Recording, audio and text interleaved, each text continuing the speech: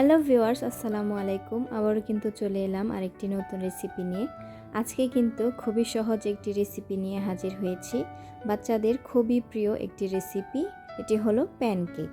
খুব সহজেই কিন্তু আপনারা এই রেসিপিটি তৈরি করে বাচ্চাদেরকে খাওয়াতে পারেন। খুবই সহজভাবে কিন্তু আজকে আমি এই প্যানকেকটি তৈরি করে দেখাবো। তাহলে চলুন দেখে নিই কীভাবে আজকে আমি প্যানকেকটি তৈরি করি। প্রথমে আমরা রুম টেম্পারেচারে 2টি ডিম ভেঙে নেব। ভেঙে ডিমের সাদা অংশগুলো আলাদা করে নেব এবং কুসুমগুলো আলাদা করে রেখে দেব। ডিমগুলো ভাঙার সময় যেন কুসুমটা সাদা অংশের সাথে না মিশে যায়, সেদিকে কিন্তু আমাদের খেয়াল রাখতে হবে। এদিকে আমি কিন্তু ডিমের কুসুমগুলো আলাদা করে রেখেছি। আমি এখানে 2টি ডিম নিয়েছি। 2টি ডিমের কুসুম কিন্তু একটি বাটির মধ্যে নিয়ে নিয়েছি। এবার এতে আমি 3 চামচের মতো চিনি অ্যাড করে দিয়েছি আর দিয়ে দিয়েছি লিকুইড দুধ। এখানে 3-4 চামচের মতো লিকুইড দুধ আছে আর দিব সামান্য পরিমাণ লবণ। এরপর কিন্তু আমি এখানে 3-4 চামচের মতো সয়াবিন তেল দিয়ে দিয়েছি। এখানে আপনারা রান্নার রেগুলার তেলটা ইউজ করবেন।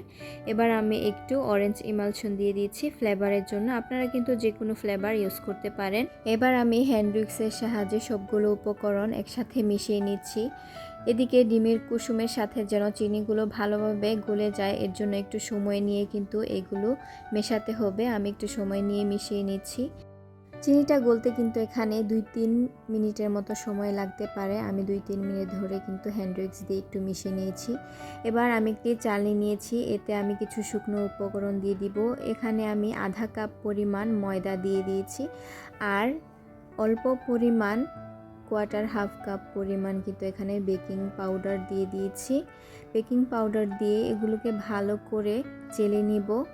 দেখতে পাচ্ছেন আমি কিন্তু চালনির সাহায্যে এগুলো ভালো করে চেলে নিয়েছি। এবার হ্যান্ড উইক্সের সাহায্যে আমি ডিমের ব্যাটারটার সাথে কিন্তু এই শুকনো উপকরণগুলো ভালো করে মিশিয়ে নিচ্ছি।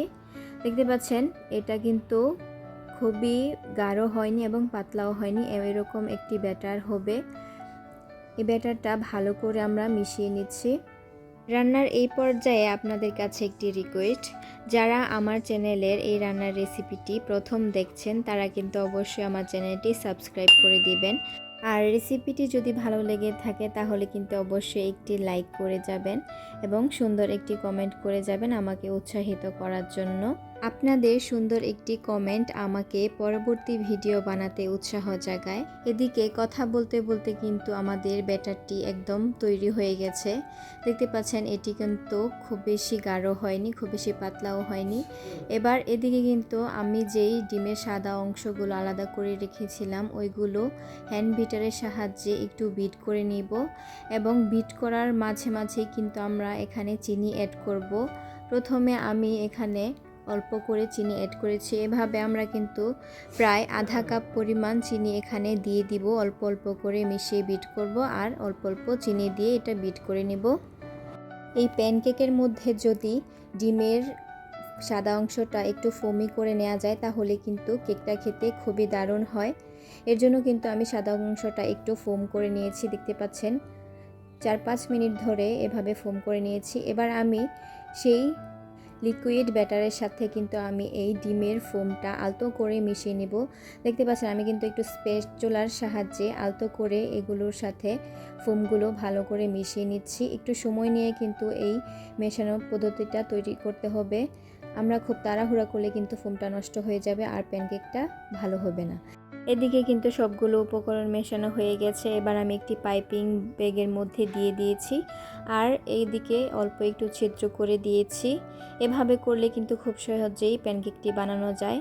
তারপর আমি একটি চুলায় প্যান বসিয়ে এতে অল্প তেল ব্রাশ করে পাইপিং ব্যাগের সাহায্যে অল্প অল্প করে আমি প্যানকেকটি বানিয়ে নিচ্ছি। দেখতে পাচ্ছেন আমি কিভাবে বানাচ্ছি। এই প্যানকেকটি বানানো কিন্তু খুবই সহজ।